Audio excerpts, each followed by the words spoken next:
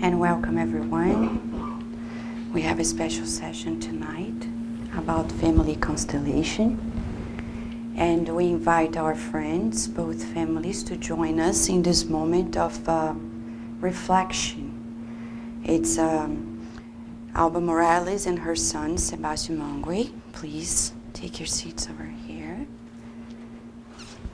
And actually, I'll ask Alba to sit over there, please, so I can sit over here. Thank you. And then I'll ask Dione Correia, please, to sit over here. And then Vanessa Correia, who is the daughter, and the husband and father, Aloysio Correia, to join us. And we'll begin this session, which is quite interesting, to talk about the Spiritist teachings. Our conversation is based on the Spiritist teachings, not in our opinions, but of course, we add personal experiences that are uplifting as well. When we think about family constellation, basically, we think about what the name says, constellation. In the United States, a while ago, therapists have actually put together a very interesting therapeutic approach to relieve the traumas that we have due to family relationships that are struggling. That's not what we're referring to here. There's a connection, but that's not what we're saying. Our concept is actually based on the Spiritist teachings and Joana de Angelis' teachings to Divaldo Franco, which coincidentally is under the same title.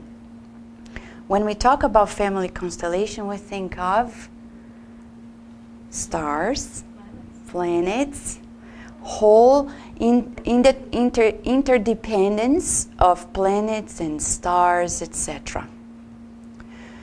If you take a look at the Milky Way, there are many billions of stars besides planets. They are interdependent. How about our families? Because each and every individual in the family is like a star or a planet in itself. And we depend on each other. And we tend to restrict this interdependence to parents and children, children and parents. But Joana de Angelis is going to broaden the concept. It's beyond parents and children, children and parents. So the foundation of family constellation is in this concept of affection. And this book is already in English, which is the plus of it all. It's a mediumistic book that was brought by the medium Divaldo Franco of his 200 plus mediumistic books. And by the way, as a parenthesis here, I would like to mention how interesting it is that only Spiritism produces this phenomena. I know people like to think, oh, but I'm a medium, I don't need the Spiritist framework, but you find in this world no productive medium like Spiritist mediums. They may be productive, but not quite. Why? Because Spiritism is the only framework that disciplines the mind and the heart of the mediums to a level that they go above and beyond the call of duty, if I may say it this way, without charging anything, because we can't charge. It would be, kindly saying, almost a crime to charge for mediumistic readings. Why? Because the spirits, they don't need money to give their readings. And paying the mediums is not going to make better spirits come. If we give the mediums $1 million, for the good spirits, it's not going to make any difference if we give $0 or a penny. Because loving spirits, they care less about money. So the good sessions are the ones that are free of charge. And that's what we provide at Spirit Society of Baltimore and elsewhere in all Spiritist organizations throughout the world. And Spiritism is growing in this world so much that it's one of the fastest philosophies, religion for some people, or way of living for others. And this year we're celebrating 150 years of the Medium's book. Well, Joana de Angelis, who is a very illuminated spirit, through the hands of Divaldo Franco, she's quite maternal. She brings to us this concept that the foundation of a family lies in affection, which is a nourishing of the soul, for the soul, food for the soul, and love sustains and feeds harmony. Realistically, it's pretty theoretically, but realistically, we all know family should be all about affection, but it's not quite that way. Why? Because of previous lives experiences. In the Spirits book by Allan Kardec, the first book published in Spiritism, 1857, Kardec himself asked this question to the spirits. Of 1,019 questions and answers in this book, which is almost like a constitution for the soul, manual for spirits, for all of us. He asked, why do some people like each other like immediately, or the opposite, like they repel each other, like this antagonistic feeling? Not necessarily because of karmic reasons. Sometimes the repulsion is because we're different. It's like, you like going to the movie theater, and the other one likes to go to concert. They're gonna look at each other and they may strange each other. They're like, we're not from the same, team or family or whatever. And that happens within our family circle. But ideally, affection is the goal for us to make it a foundation for nourishment for the family. In this book, in the several beautiful chapters, Joana de Angelis tells us that we, the individual, we're like in this constellation of the family. But what is the constellation? We have our parents, but they are very important.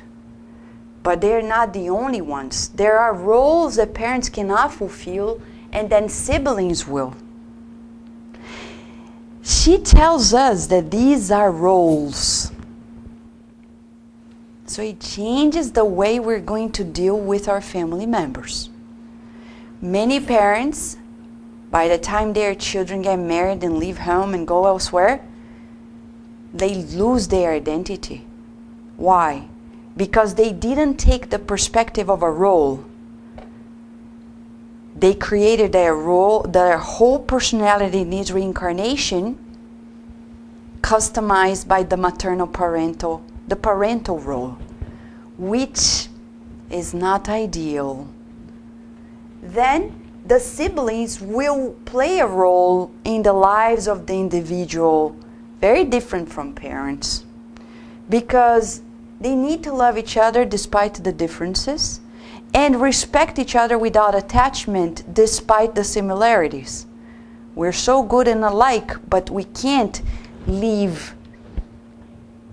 go to the restroom without, ask my brother or my sister. Some people are so attached. They're like, I'm thinking about buying this car. What do you think? And they don't make decisions without those members. That is not healthy either. But she says there are in this family constellation other quite essential roles like grandparents' role. Not to spoil the children though. Grandparents are to give support to the parents and to be a good support system of affection to the children, but for the immortal soul. Who is this being here? Of course, as the illuminated spirits responded to Kardec, we are reborn looking almost like angels. So cute. That's why any infant, even in nature besides the human kingdom, anyone looks so cute. Purposely, God knew better. Because we look so cute that you want to take care of that soul. Because if we look like the way we really are, people would dismiss the responsibility onto us. Say, you know what? Oh my God. So, we look so angelic, so cute, so fluffy. And then Oh, let me take care. And then we really take care, but thinking this is an immortal spirit, millennial experience, a lot of baggage. And in this baggage, there's a lot more than my eyes can see. My responsibility is to encourage the divine within. The bottom line, to teach this being to fulfill God's will. But we don't teach this to children, do we? Often we don't. We teach them, what do you want? You need to know what you want. And it's all about them. And it's all about their want. And that's why the world becomes so crazy. Because people are going by their own will. And they don't care about God's will. So my will versus their will, or his will, her will, it's going to be quite difficult to live together. But if we start teaching, what does God want for you? You need to connect and figure it out. That's your parental mission in life. The grandparents will pretty much do the same. I personally was very fortunate with my grandparents in that regard because they were spiritists as well, and they were fitting precisely that role of non-attachment, but a very good support system, especially regarding the religious part of it. Never spoiling us, but being very affectionate to date. Anything they is never say, they are never going to say in the difficulties. Oh yeah, it's so hard there. Come here, live by my side, because then I'll give everything that the world doesn't give you. Say, no, Vanessa, stay there. Pray to God, pray to your guardian angel. Keep on going. You need to learn new lessons. I mean, it's not about tough love. It's true love. Parents, they have that duty. But grandparents have another feature in regard to how they are going to nourish the souls of this individual. But the family constellation is not about grandparents, parents, and siblings. To surprise of many, it also encompasses aunts, not aunts, no, aunts and uncles. They have this other type of guardianship of that soul, of encouragement. It's very youthful also in that regard. But they shall never either punish or dismiss the love and the care. Also, she talks about the family school. Because there's a point in our lives that the people whom we have contact in school, they shift the destiny of our lives. No matter if parents like it or not. Oh, since they found those friends, oh my God. But they belong to the family constellation. So we need to bring them inside of our homes as well. And say, okay, maybe you're brothers in previous lives, but now you need to be aware that you need to change a little bit the way you're dealing with this affection. You can't be like too attached because you're putting yourselves in the same circumstance that you were in a previous life. But there is also what she says, neighbors. Neighbors sometimes can change the course of events in a whole family. Who are they? There is a reason for them to be around, and especially in the individual's life, and other relatives in general, like cousins, distant cousins, and others. Everyone belongs to the family constellation. Question for all of us here, irrespective of our age in this reincarnation. How is the flow of affection? If Joana de Angelis said that affection is the nourishing food for the soul, and love sustains and feeds harmony, the question for us as an exercise now, deep in our minds, think about our family constellation. You are here, we are here. This is our family constellation. Where? Of course, when we say family school, work school as well. But how is the flow of affection going in this family constellation. We talk about magnetism between planets, meteorites sent from one place to another. How are we? What is the dynamic in our family constellation? At the very end of the workshop, we're going to do a visualization to boost our family constellation, okay? Meanwhile, we go a little deeper. Who are these people in our lives? We need to know that many people in the blood ties or non-blood ties, they belong to different types of families in our life. In the Gospel according to Spiritism, which came a few years after the Spirit's books was published, we get to know that there are spiritual ties and bodily ties or blood ties. So not necessarily the person who is in our blood tie is a true family member, because the true life is the life of the Spirit. So maybe our neighbor belongs more to our spiritual family than somebody in our family, and vice versa. So when we talk about this, we think about the need to reincarnate. Because as we reincarnate, reincarnation means this body goes back to the soil recycled. Okay? You see how human beings don't invent anything. We just take God's divine laws and dynamics and we bring to our lives, because recycling has always been something of the divine law. So our bodies perish, go back to the soil, probably giving food to the plants, the animals, etc.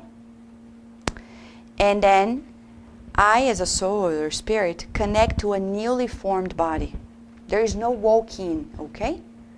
For people who think about, oh, there is a cadaver, and maybe a spirit can go into the cadaver and start walking around, because there are these crazy ideas around. Tell you dismiss it because it's illogical.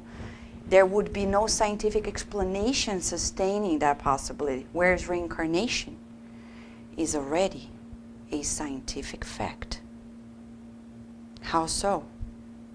You learn more today with our families. So now, to understand a little bit more on how we develop these spiritual ties, sometimes through the bodily ties, Aloysio and Vanessa, they will take the lead on that explanation for us, okay?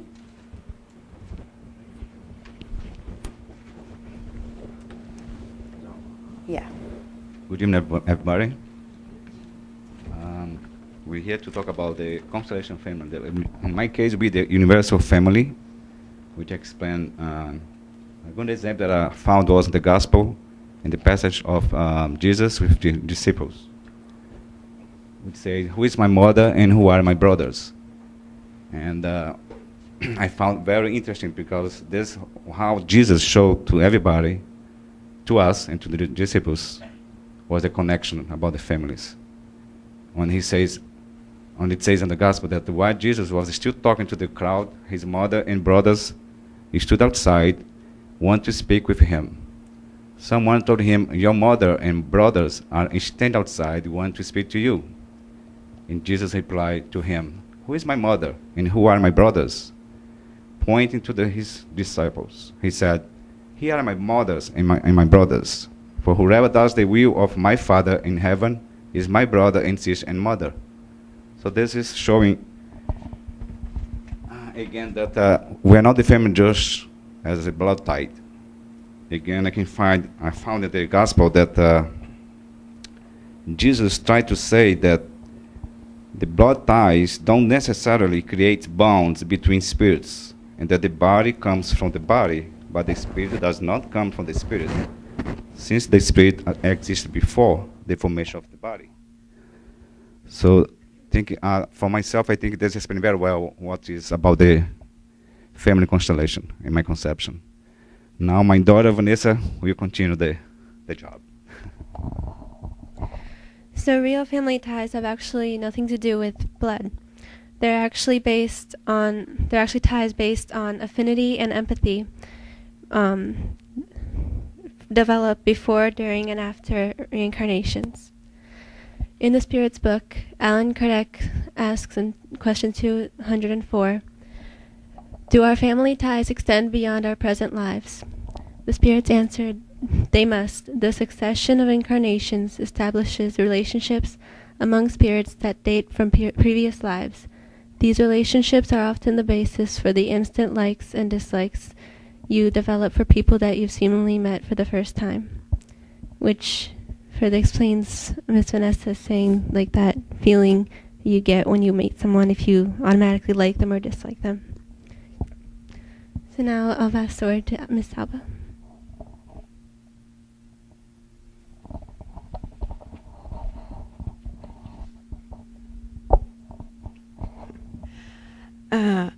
In this family construction of this concept, there is also the reincarnatory plan. So how this works, why I am related with Sebastian in this case for blood ties, he's my child, why I am related with the people I am related currently in this life, my parents, siblings or uncles, and how come my neighbor, as Vanessa explained before, also belongs to my universal family? Well, there is a reincarnatory plan, and this plan it takes form in different ways. So far, we are going to explain 2 different ways of this reincarnatory plan, but we are pretty sure there are many more cases, since we are a lot of individuals trying to reincarnate on Earth with different circumstances. So first of all, the reincarnatory plan, let us explain, we as individuals currently incarnate on planet Earth, we are not in charge of our reincarnatory plan just by ourselves, because it would be a huge responsibility. We need the help of enlightened spirits. We need the help of our mentors. And we need the help of a special department that later on we are going to explain, which is the reincarnatory department, which there are spirits, enlightened spirits that are specialists in this.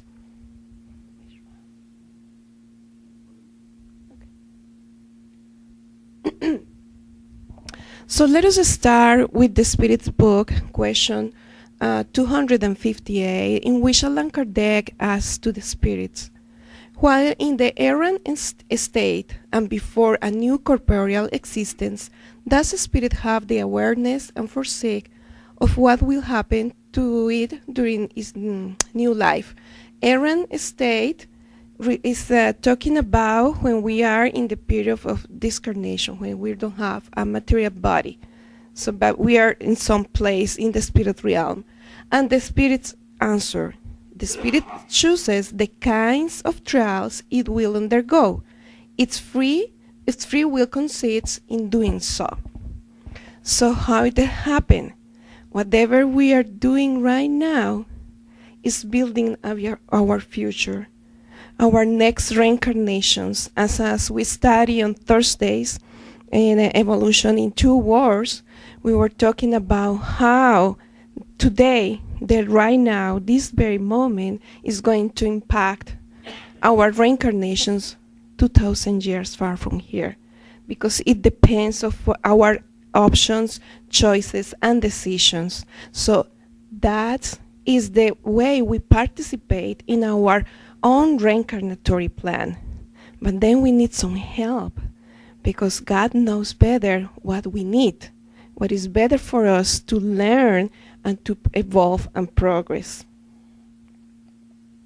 So in the so we're going to see one case from the book And Life Goes On from Andre Luis, in which we have Elise reincarnatory plan.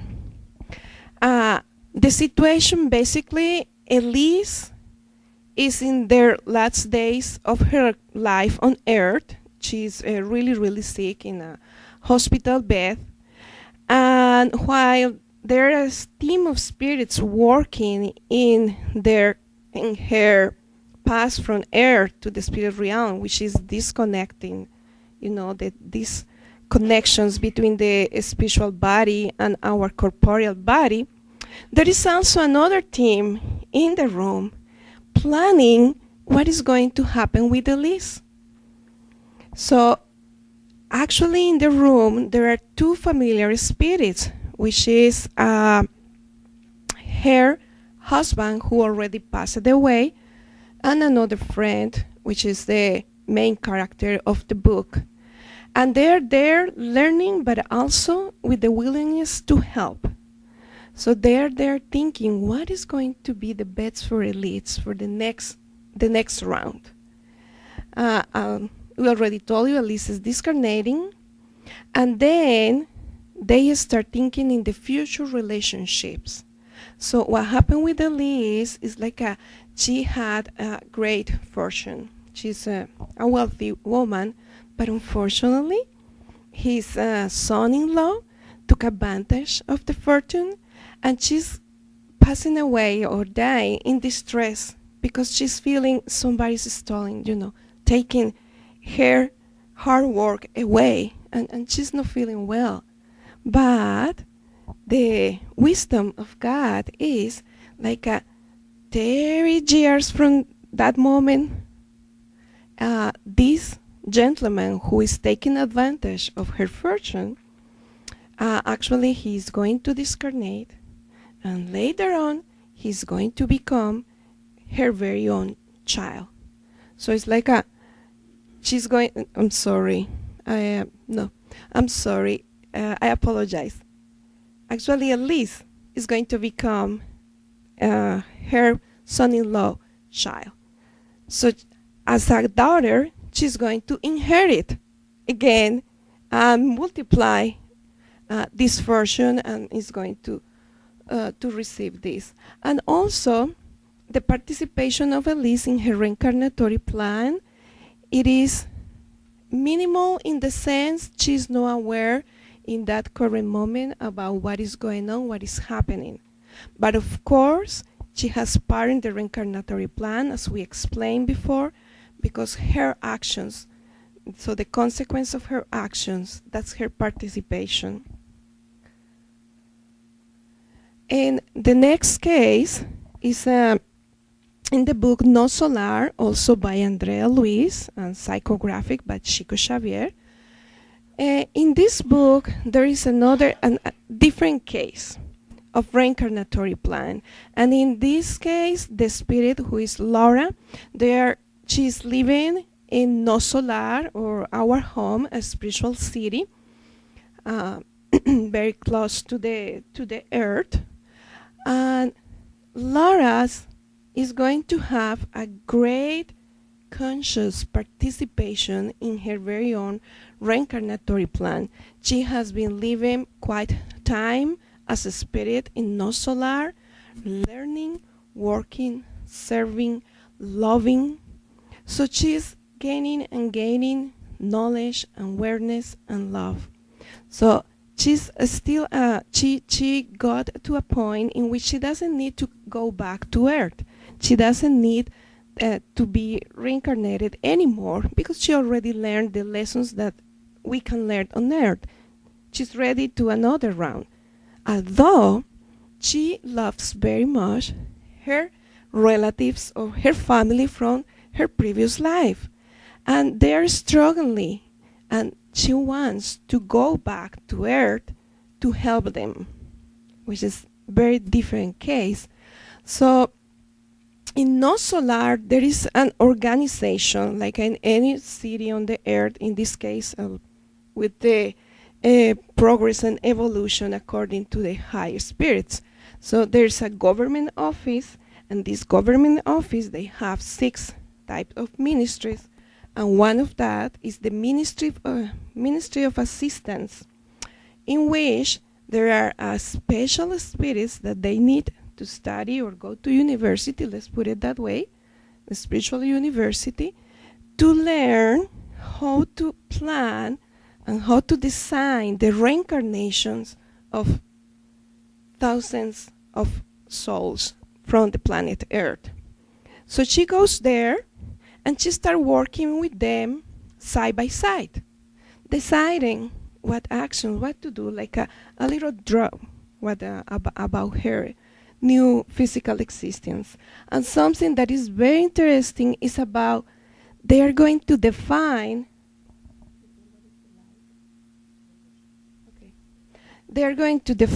the genetic elements, the new physical organisms, in this case, the body. And again, this is an invitation for you also to follow us with the study on Thursday, Evolution in 2 Words, because we are currently learning how this happened, how our genetic information, we think we take it from our parents, right? But in reality, is when we inherit our genetic information from ourselves. I invite you to take this study book on Thursday so we understand better. So in this case, she's going to reincarnate in a family in which there is a genetic information that is not going to be convenient for her to accomplish her mission. In the book, they don't say what is happening with the family, but let us say, for the sake of understanding, let us say it's diabetes. There is a family with diabetes. So she's there in this special room deciding what elements is going to be in her new body, so she doesn't have the gene or the information that generates this diabetic tendency. And also, as we say, Laura is a very active participant in her reincarnatory plan. So tonight is an invitation for all of us, just not only to be aware about this universal family, but also to see how we can participate in our next reincarnatory plan or reincarnatory plans. Saying this, we're going to pass the microphone to Sebastian, and he's going to explain us another case. Hello. Another case is actually by Dr. Ian Stevenson. He has actually gathered scientific evidence about the reincarnatory plan and family constellations. He was the former head of the Department of Psychiatry at the University of Virginia, and he was also the director of the Division of Perpetual Studies in the same university. Since 1960, he has studied over 3,000 cases of past lives and reincarnation, and he has also gathered 40 years of recordings of children with these memories. Since he disincarnated, Dr. Tucker has continued his studies for him. In the video we're about to watch here, it is one of the cases he has studied. It's about a young girl who has been born and she remembers past life with another family.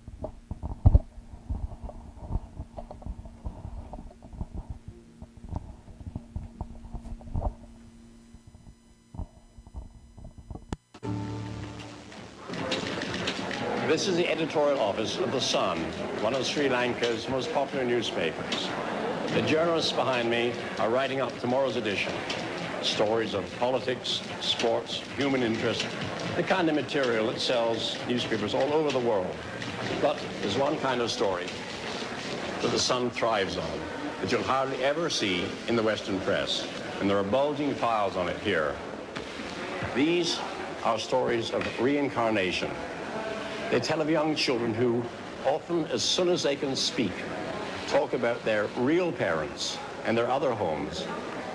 They seem to recall previous lives, often in such detail that they not only provide good copy for local journalists, but they persuade researchers all over the world that there's a phenomenon here worth investigating. Here's a story of a little boy, Ajit, who remembers drowning 5 years ago. And here is a story about a little 5-year-old girl who thinks she's a man who was killed in a road accident. But the story which most fascinates me is one that comes from the place I love most in Sri Lanka, the beautiful little bay of Unawatuna on the shores of the Indian Ocean. The story is a tragic reminder of Sri Lanka's brief but bloody insurrection of 1971. A captured rebel, a young man named Robert, leapt to his death into the sea. His close companion, Johnny, had already been killed. These twin girls were not born until 7 years later. Yet almost as soon as they could speak, they claimed to be reincarnations of Johnny and Robert. Shiromi recounts gruesome details of Johnny's death. Shivanti says she remembers leaping into the sea with her wrists wired together. Such stories are intriguing, but for them to be accepted as evidence of reincarnation, every detail must be checked by a trusted investigator. Journalist Delreen Vijaratne covers many reincarnation stories. The latest comes from a jungle village, Pethiyagada. In this case, 4-year-old Inoka is the child who claims to have lived before.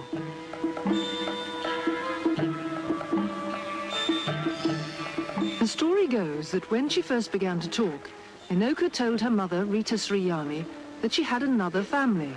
They lived in a town called Minawangada.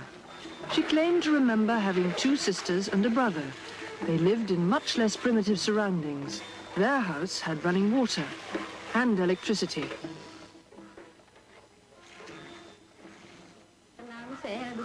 Inoka's mother says she'd never believed in reincarnation, and she certainly wasn't going to trek 6 miles through the jungle to Minawangada to check Inoka's claims. At first, we started ignoring her conversation because we didn't want our only daughter to talk about another family, another father and another mother. But Inoka's grandmother, Kiriyama, did listen to the tales of the little girl, and in the end was persuaded to take her to Minawangada.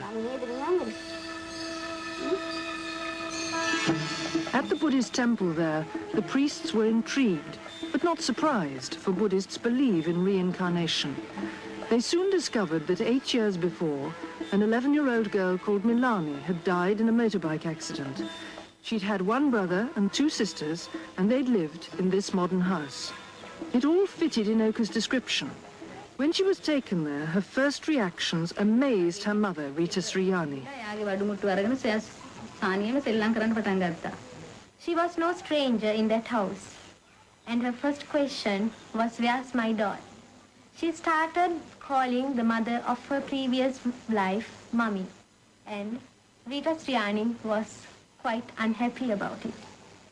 And she was asking for all the toys of her previous birth. Today, Inoka frequently makes the journey to Minawangada.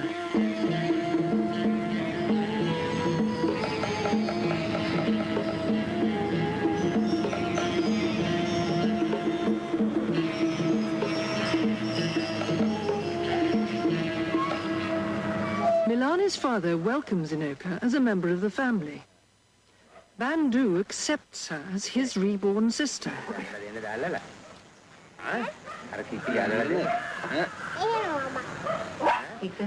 The girls say Inoka knew their names the first time she came to play.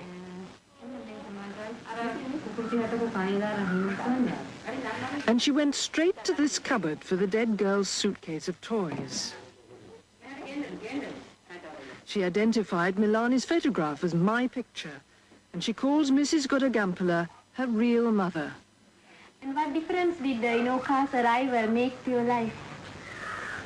I'm very happy because I had 3 or 4 children. I lost one and I got her back again.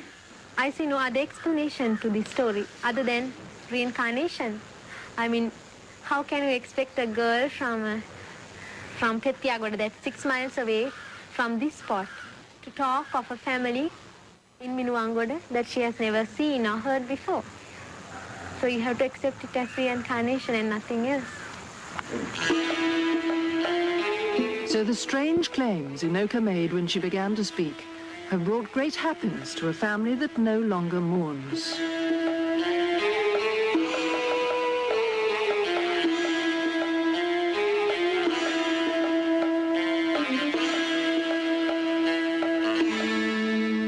Stories of this kind are very rare in Britain. One of the most remarkable began in 1957 in Northumberland.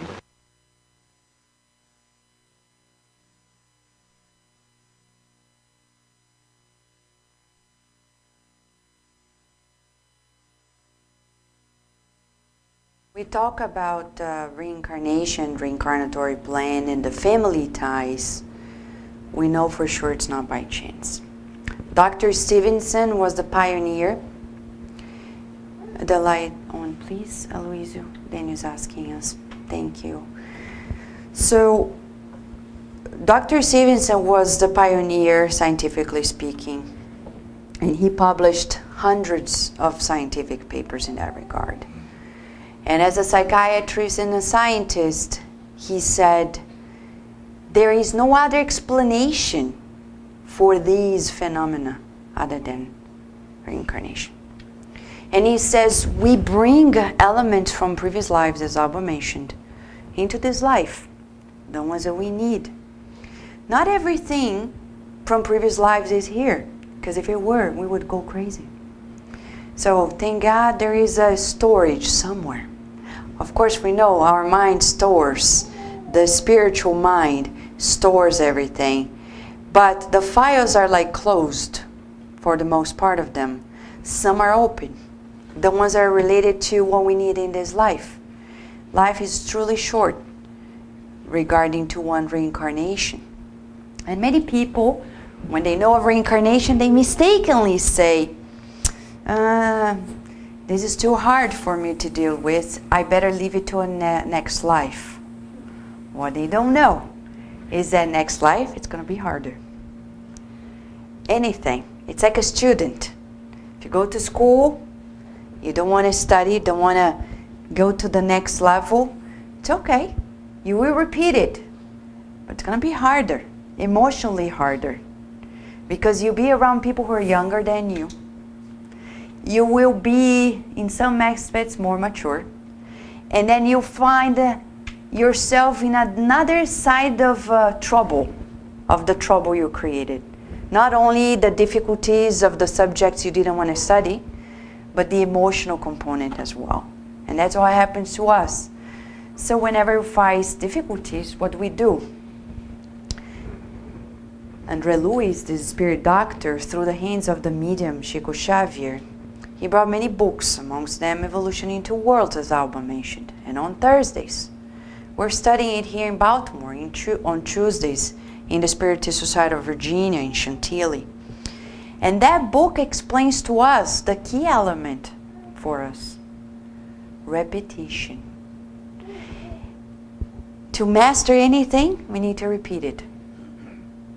So instead of looking at ourselves in the mirror and say, you know, I've tried it 3 times, I didn't succeed. Let's try other 3 times, or 10, or 20, or 30, or 100, or 1,000. One day we'll be masters of it. The people around who master something, they've been long working on it. Not in this reincarnation, previous ones. So when we look at people who master things that we don't, let's talk about patience. Because talking about family, we need patience. With ourselves, with others. Tolerance, kindness. And then we may look at a family member and say, ooh, that person's so patient. I'm not patient. And then we label ourselves not patient. But the destiny of all of us, if we may say this way, is to evolve. We'll have to learn it. So why postpone to a next life? It's better to work on it now. Not saying that when it's too impossible, we're going to force anybody to change themselves. We can't, but to change ourselves, to improve ourselves, to transform ourselves for the better. So the concept of reincarnation in families is key, because reincarnation will provide the experience so affection can grow as the nourishment for the soul. People don't love each other out of the blue or instantaneously.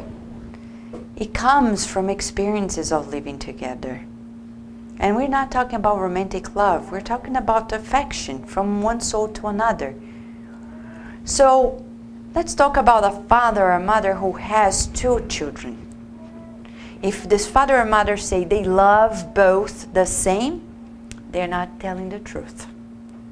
Of course, not to hurt the feelings of the children. But you know, when we become Spiritists, we talk and work on it. I remember talking about things like that to my mother, knowing that amongst us 5 children she had, 4 brothers and myself, we as Spiritists, we know our parents didn't love us the same. Not because they didn't want to, because it's not normal to love the same. Each person is different. So the features are different. But what do we do with it if we identify there is a struggle in the flow of affection from one soul to another? We work on it. We don't pretend, oh yeah, I love that child. No, you don't. Not yet. Because maybe it's an enemy from the past. So what do? Do what the Euripides Barçanufo suggested. Let's sit, look at each other's eye to eye, and say, look, there is something going on here, but we're going to work on it. We'll never give up on each other. This is the beauty of the concept of Spiritism. And in this reincarnation concept, we will deepen our understanding on how reincarnation in this current time is critical. Now, in this last part of our family constellation conversation, we will deepen the importance of family ties in the current times of transition on the earth. You have seen that times are different from decades ago. Hopefully for the better. Everything is up in the air. People are digging deeper to find their true values. Others are still lost in the transaction of life. So we are living the transition of the planet Earth. Physically, it's transforming itself to an expedited pace. You can see the natural calamities happening everywhere and elsewhere to a greater number of phenomena. It always happened on Earth, but now we see it more often. Not only that, but the awareness of people on Earth are also being pushed to shift. How does family constellation and reincarnation play a role in these current times of transformation of the planet Earth? Because we form a family as well. To explain more about this, Dione Correia will lead us into that study session based on Spiritist books. Dione, please. Thank you, Vanessa. This last one.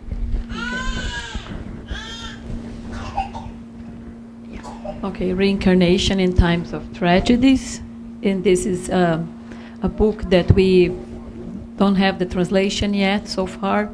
Transição Planetária, Planetary Transition, where they show the law of destruction, where sometimes we ask, my gosh, why all that? But then when we read the book, we understand from the point of view of the spiritual world, explaining what is going on at the moment and the mercy of God. So the collective discarnation in natural tragedies. For example, the tsunami in Thailand in December 2004. So we see many things happening. The mercy of God, as I said, helping the discarnation that is going on the spiritual realm. They are being received with love and care. And on the physical realm, they are, the international brigades helping and everything. the Spiritist point of view for learning consequences of our wrongdoings. So why it happened? Like, what was the objective? To accelerate evolution of the planet. And of course, at the moment, we also see the missionaries, because when there is a big catastrophe, a big discarnation, tragedy like that, we also see both sides, the missionary spirits helping at the same time. Nobody is neglected by God, everybody is receiving accordingly. So, as I said, the missionary spirits present on this discarnation, and those who have achieved their planned progress in the present incarnation. So that's why they are missionaries, because they did what they came here to do. And those still need to learn the law of love and fraternity, being taken and to other places, to a low sphere, until they can catch up and come back to the planet Earth. And these spirit rescuers helping the victims of the tsunami, as well as incarnated and discarnate spirits affected by the disaster and massive discarnation. So as I said, nobody is left behind. Everybody is being taken care. And let me see if I didn't forget anything. So, well, if I forget, I'm going to come back. Oops. How do you go back? The middle one. Okay. So the reincarnation and current planetary transition. Now, the reincarnation as a practice of the law of cause and effect under God's love and justice. So we're having one more chance to come back and do whatever we didn't do, what we forgot, what we didn't have the time to do because for some reason we forgot what we planned. And the spirits in a different stage of progress being transferred to, you know, they are not coming back to the planet Earth, you know, so quickly again, because they need to be in another place, trying to catch up, trying to learn, and learning the law of love and charity until they have conditions, until they are able to come back to Earth.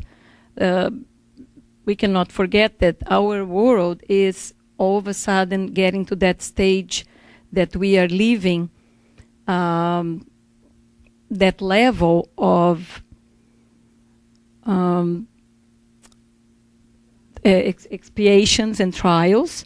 And so because of this acceleration, we cannot wait anymore. We need to be a happier world. We need to be happier. We have to learn better. So that's what basically happened there. So let's see. The reincarnation in time of the planetary transition, having noble spirits reincarnating from Alcyone to help the transition of Earth.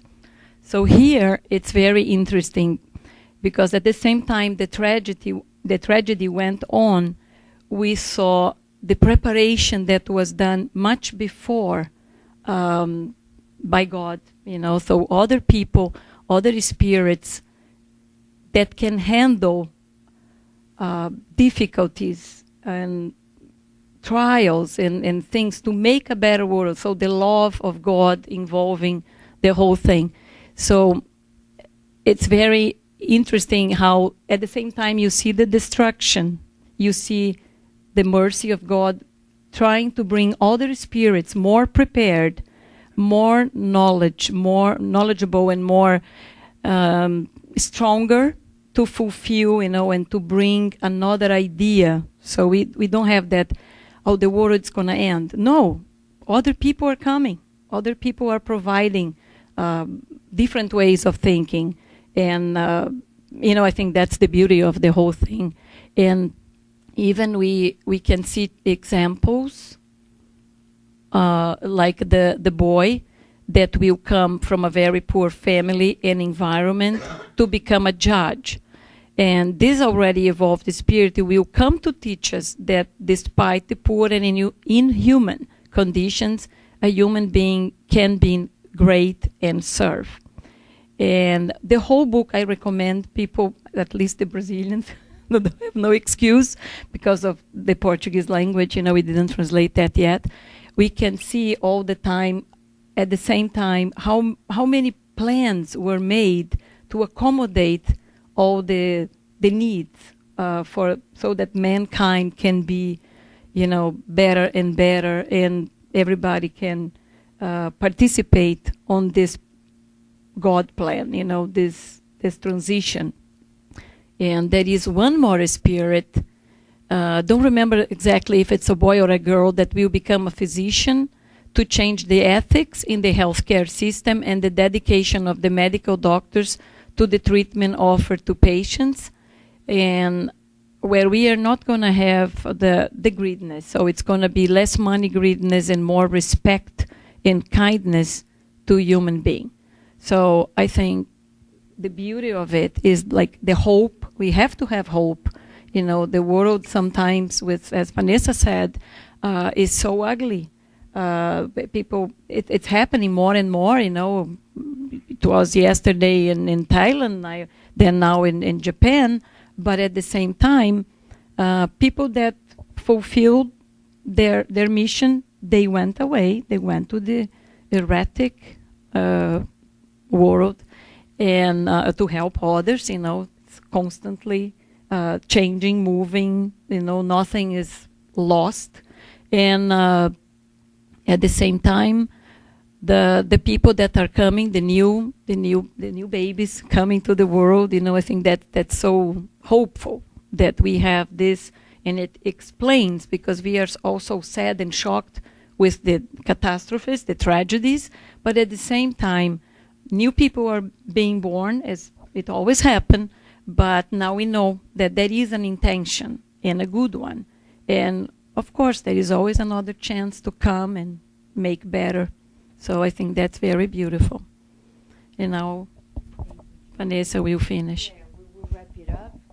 And so the beauty of the current times of transition is that the family constellation expands. That's what's happening now. No time on earth was quite like this, because human rights are at a different level. People are more than ever more concerned about reaching out to others. Remember, it wasn't that long ago that we were living on the earth like the beginning of the 20th century. Not every child in America was going to school. We're talking about a century ago. See how the world is changing. The awareness, the human rights, children's rights, the protection to human beings, the awareness, for example, in regard to healthcare system, educational system, it's increasing. Scientifically speaking, our science today is becoming more humane, because now, mostly for the last 10 years, science in general is receiving more financial support to understand the mind and body connection more than ever.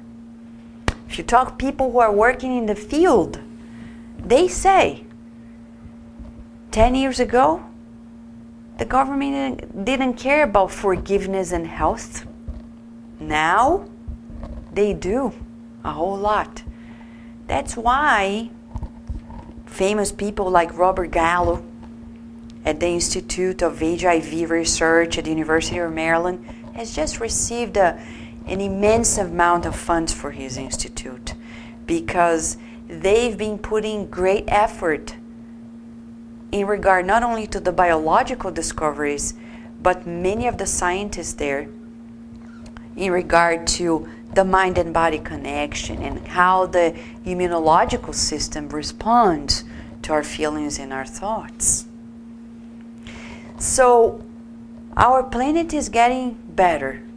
And in that regard, the awareness that our family does not restrict to the people that are under our same roof is changed. That's why we have places like the Spirit Side of Baltimore. Because we have come to the realization that we need places like this to extend support, especially spiritual support, to people around. And our families are not the only goal of our reach out efforts in our daily lives. This is the Spiritist concept. So much so that there is a story that is going to be published in the Spiritist magazine this coming issue. It's entitled The Servant, True Account. A story in which a very wealthy family, this was like 100 plus years ago, when servants were still like slaves. There were servants in the family. And this very young servant, he was very bright, polished, educated. So much that people didn't understand where he got that background. Where did he get that from? But he got along well with everybody in the family and was helping, serving the family very well. One day, he was quite young, but one day he was allowed to take a vacation or a break and go visit his family in another city. A few days later, the head of this family that he used to serve got to know that that young servant died. And they were like, oh no, my goodness, he was so great. What happened? Well, it happened that one of the people in this family got to know of Spiritism at a time. Came to Kardec at the Spiritist Society of Paris later in the 1860s and said, can we get to know a little bit more? How come this so polished, educated mind crossed over so young? And of course we can ask these questions. Valid, especially if we need to understand God's laws and our minds in connection to this reincarnation. So he came over. He came to the meeting. And it was asked to him, what happened? He said, you know, what you guys don't know is that in a previous life, I was the son of my current boss, employer. But I was so spoiled, and I took everything for granted, like many children do nowadays. And it's a message for all of them as well. Because as Alba said, we're planting the seeds today for our lives in many centuries from now. So, didn't care much, was very spoiled. Didn't do much, didn't multiply the talents, as Jesus parable says. So then when I discarnated, talking about reincarnatory plans that Alba mentioned to us, I asked, I want to go back to my father's family and give back to him, but this time as a servant. So next time we look at our boss, maybe he's the dad or the mom of a previous life that gave us everything and we took for granted. So next time look at him saying, how come he has this Mercedes and I don't? I said, you know, you probably had it in other form at the time, maybe a beautiful horse, and you didn't care, or a carriage, beautiful palace. Now you volunteered or you accepted the plan of the illuminated spirits to come back and give back, because so much headache, trouble, stress in that person was created, and now you're like repairing the damage to that mind by allowing the affection to flow. So next time we look at our employee, to our employer, to our neighbor, to somebody in the street, somebody in the Spiritist center, we should think, maybe this person is somebody from this blood ties from the past, and now, with a new awareness, I am in a different role. We are in different roles. But with this awareness, I can assure that I will embrace these links, these ties within my family constellation. Especially at the transition times, as Dione said very well. Quoting the teachings of the book, because nothing we say here is out of our thoughts. It's out of the teachings of the illuminated spirits that to us make sense. And we share. So, sharing these thoughts, Dione reminded us how critical it is for us to know why we are here in this reincarnation. Can't spoil it, because we don't know if we're going to have a second chance in this planet. We'll be transferred to another planet, not necessarily as evolved as ours. Maybe a less evolved, very likely. One that has no internet, no iPhone, no iPad 2s, no laptops. It's pretty bad. And this is not a emotional blackmail. It's just true reasoning. So let us embrace with love the reincarnatory program that was given to us. Sebastian brought to us the beautiful research of Dr. Stevenson. One of the many cases that was studied throughout different researchers. And Aloysio and Vanessa Correias, they brought to us this understanding of the universal family. So tonight, as we leave these doors, or we stay a little longer, at the end of this conversation, we need to exercise the shift on how we understand each other's connections. We need to change it.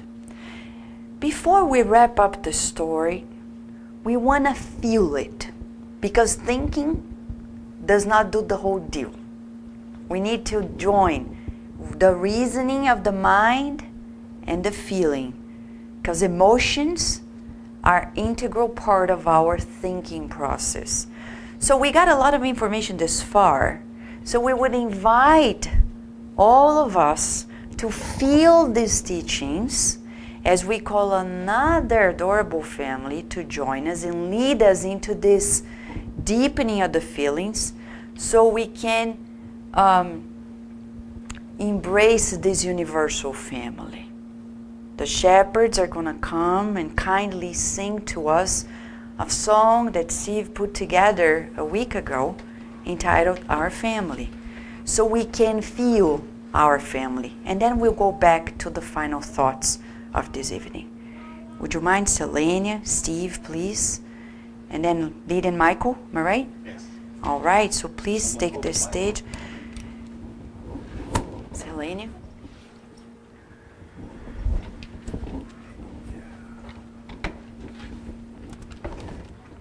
There we go. So this is a brand new song entitled Our Family. And I think in a sense it has our family in terms of a family unit, but also in a community sense as well. And as we go along, I hope that you become familiar with some of the verses, choruses, and invite you to sing along as we go through the song. All right. And I'll place it right about here. There we go. Okay.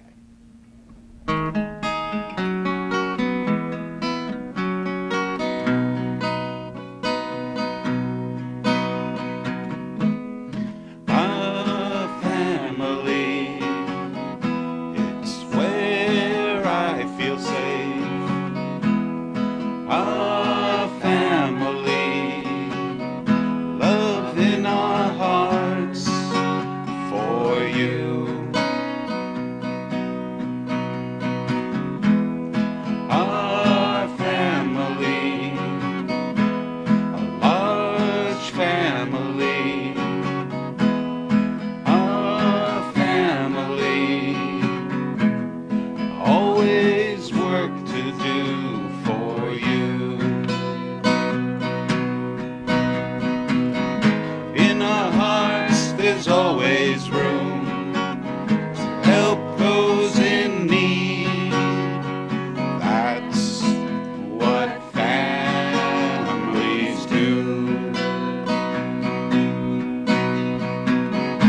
with the help of family, I know that I can do many great things.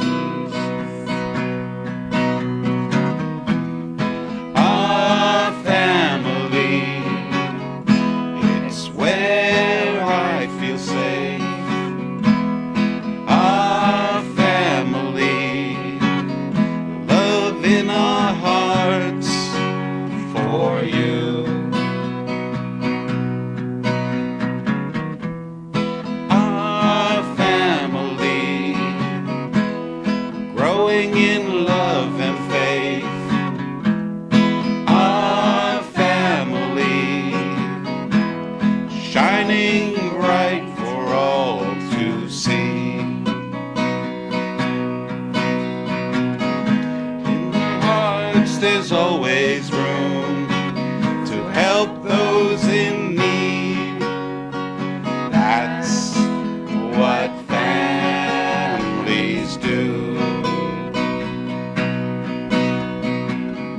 With the help of family, I know that we can do many great things. Our family, it's where I feel safe. Our family, love in our hearts. Our family, it's where I feel safe. Our family, love in our hearts always.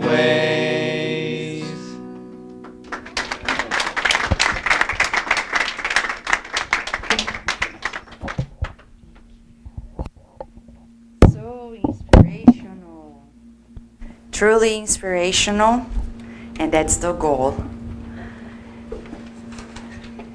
Sometimes people won't feel safe in their families, and there are other factors that play a role besides previous lives experiences, which is the presence of other spirit entities who don't like us, and they come to create disturbances.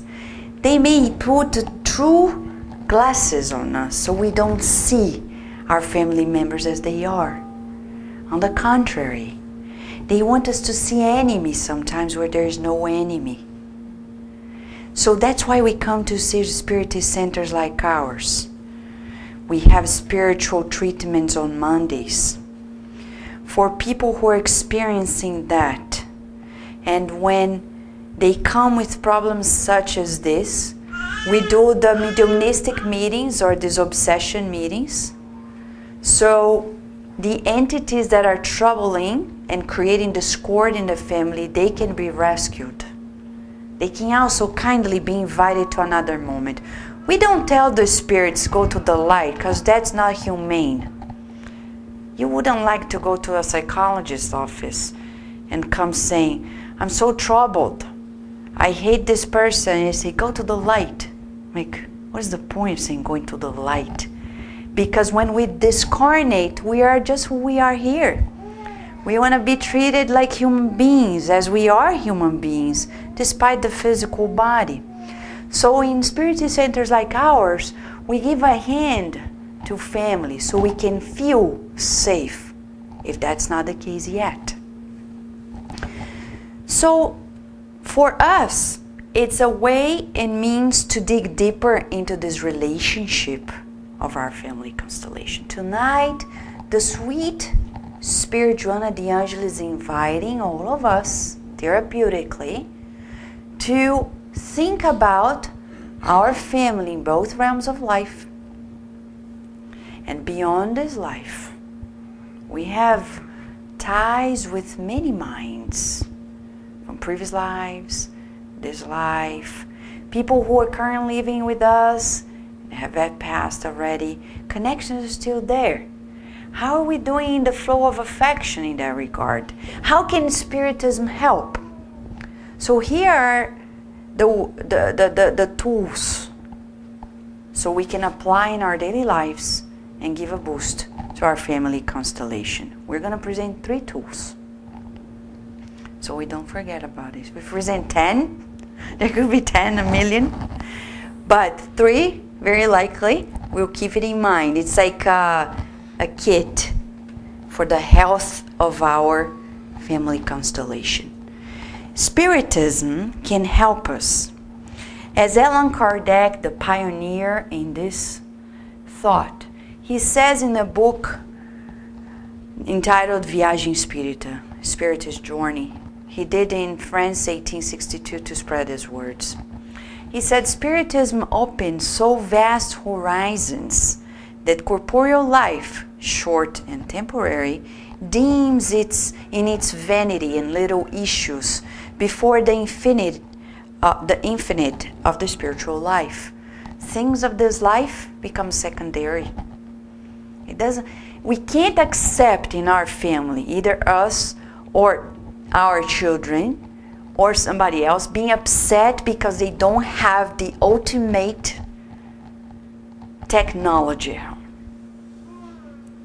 They can be like, I wish I could have it. But to be frustrated, depressed, and feeling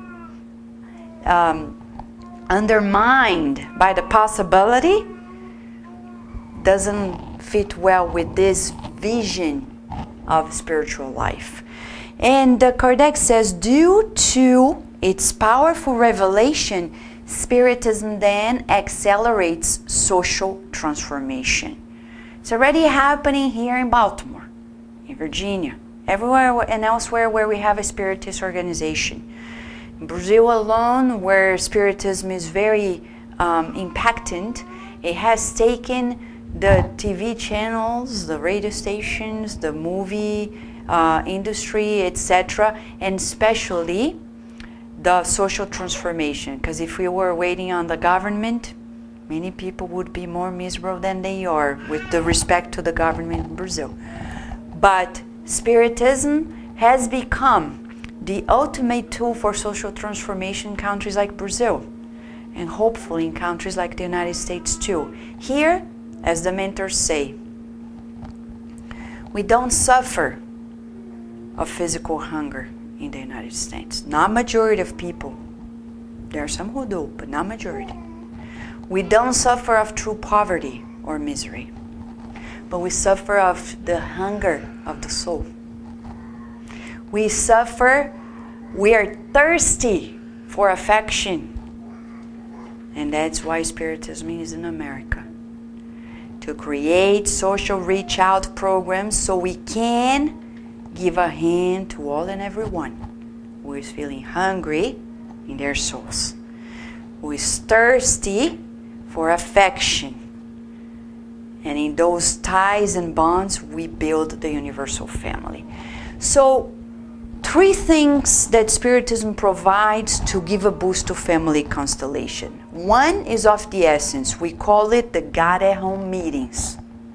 These meetings are like a lamp shining in our homes.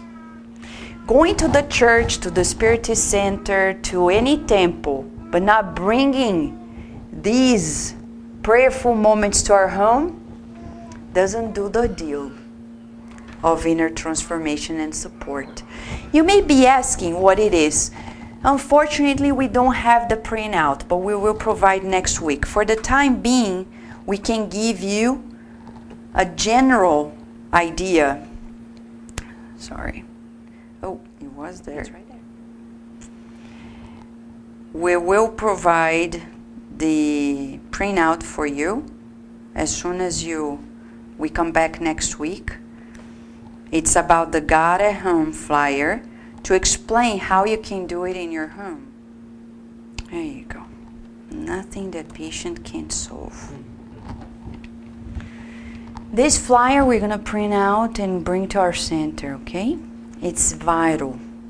Any home without this is not safe spiritually, sincerely. Because it says that how we can do the God at Homes. It's a weekly meeting among the members of the family. If not everybody in your family wants to do it, it's only you.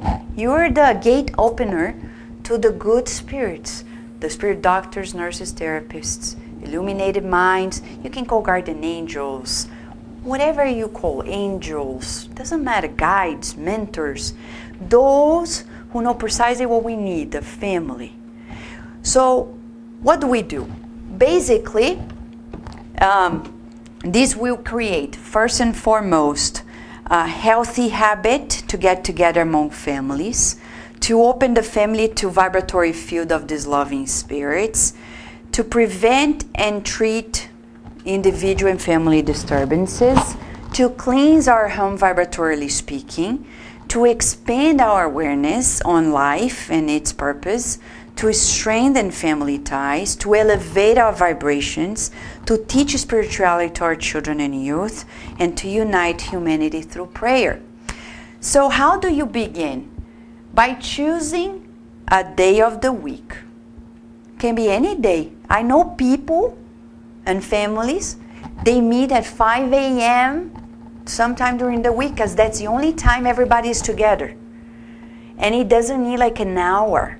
It can be maybe like 15 minutes. That's it. So what do? You commit yourself with the good spirits and the people who are together. If you're the only one in your home, physically speaking, still, it's a must. Let's say Wednesday at 7 p.m. So, no matter where I am on the planet Earth, Wednesday at 7 p.m., even if I'm in China, Vanessa, do I do 7 p.m. China time or U.S. time? China time. Because the spirits know where you are, but you tell them in advance. And the good spirits already know you're traveling, etc. But it's a commitment of mind to mind, heart to heart. And wherever you are, you're opening virtually the doors of your home, wherever it is. Your inner home, the physical home, the connections of the family. And what do? As simple as it is. You don't need a priest, a teacher, or anybody. But if you have a hard time, we have a group of people that can go to your home and teach you. But it's very straightforward. Let's say every Wednesday, 7 p.m. Where can I be? Anywhere. Even in the bathroom. For some people, they don't have a quiet time anywhere else in the home. Sincerely. Bathroom is also part of the home. So sometimes you shut the door, lock it, 10 minutes, it's your time. If nobody else in your home is going to allow you, because there are dogs, children, family members, when there's no respect, so you need to find quiet time. Bathroom is probably the safest time for you. But I'm just kidding. If that's the ultimate case, it's okay. But usually you do in the living room, the dining room, or bedroom. Get together. Say an initial prayer, heartfelt. Doesn't need formulas. Heartfelt. Open. Say, as simple as the prayers we have examples in the Gospel According to Spiritism by Kardec. That book there, you see, we have a little museum there so people see the books by Kardec. The green one is the Gospel According to Spiritism. Last chapter is a collection of prayers.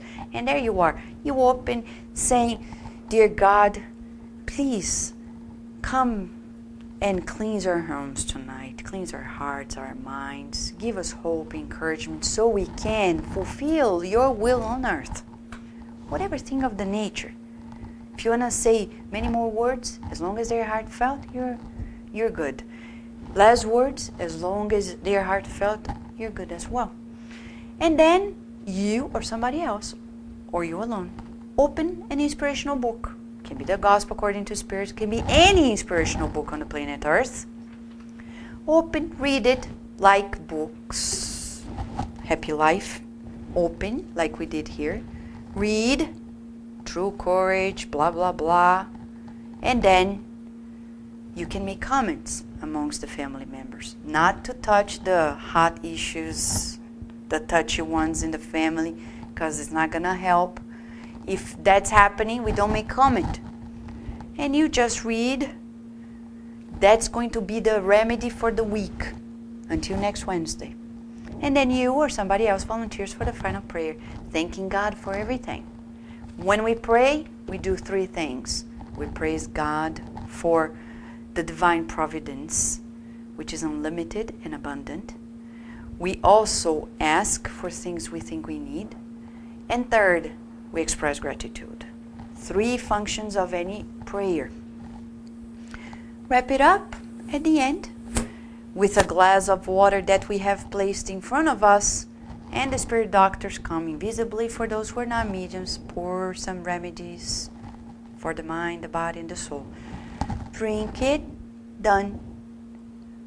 On the behind the scenes, a lot is happening. If you want to know more of what's happening, in the bookstore, when we finish this session, there's a book named The Messengers. In that book, chapters 33 onwards, André Luiz describes what happens in our homes when we do these God at home moments. True miracles, not only for us, for the neighbors, for our communities, for the country, and many more. So the God at home is one of the essential elements for the health of the family constellation. Not only. A key element is the practice of charity in family. For example, bringing our kids and teaching them, like my parents, my grandmother taught me, and many of you as well had same education. Since we're little, bringing us to see the less fortunate, not only materially, but also psychologically. Even if it's hard, we need to teach our children to be strong. And you see, you think you're not having enough? Look at these children. Look at these families. They don't have the same peace. They don't have the harmony yet. So it's on us to bring them that. I'll give here an example. Very minor, but an example. The Spirit Side of Baltimore and the Spirit Side of Virginia have done these programs in the past, joining forces with organizations such as the Ronald McDonald House of Charities, bringing our groups, sometimes families, there to provide a breakfast to families who are experiencing troubling times because their children have rare diseases and are far away from home, being treated in hospitals. And providing them a meal, maybe minor to us, but to them makes a huge difference. Because cooking, even if you like it, may be overwhelming at overwhelming times. So examples like this, and others, because charity is the love in action, is another tool that Spiritism teaches us to give a boost to our family constellation. And the third one is to visualize harmony within our family constellation, even when we can't see or feel the harmony. We will then now prepare ourselves to do this short visualization as our therapeutic time, and we'll connect it with our therapeutic passes, okay, with the laying on of hands that we'll provide right here. And for that reason, if you have any question or comment, we would leave it to after the session while we have the fundraising in the bookstore going on, okay? So we would say we would turn off the lights so we can deepen the exercise of this visualization of harmony and the proper flow of affection as the nourishment of the soul in our family constellation, okay? We are all belonging to each other's family constellation in some level. So let us do this exercise. If you want to close your eyes, it's going to make it easier. Let us allow the physical body to be in a comfortable position. Being seated uncrossing arms and legs, observing our breathing rhythm, breathing in, acknowledging the divine love in which we are immersed, breathing out and letting go of any unwanted feelings, thoughts. As we breathe in deeply, we feel the body, the physical body relaxing. Breathing out, we let go of toxins at any level, mind and bodies. And once again, observing inspiration that comes from the guardian angels here present. Let us visualize the picture of the cosmos or the universe. Visualize a constellation, stars and planets being connected to those stars. Visualize your family constellation. Begin with this enlightened being that is nearby you, your guardian angel. Visualize this enlightened being that loves you unconditionally in the name of God next to you, guided and protected. You visualize yourself forming this family constellation. Your parents from this life, your siblings,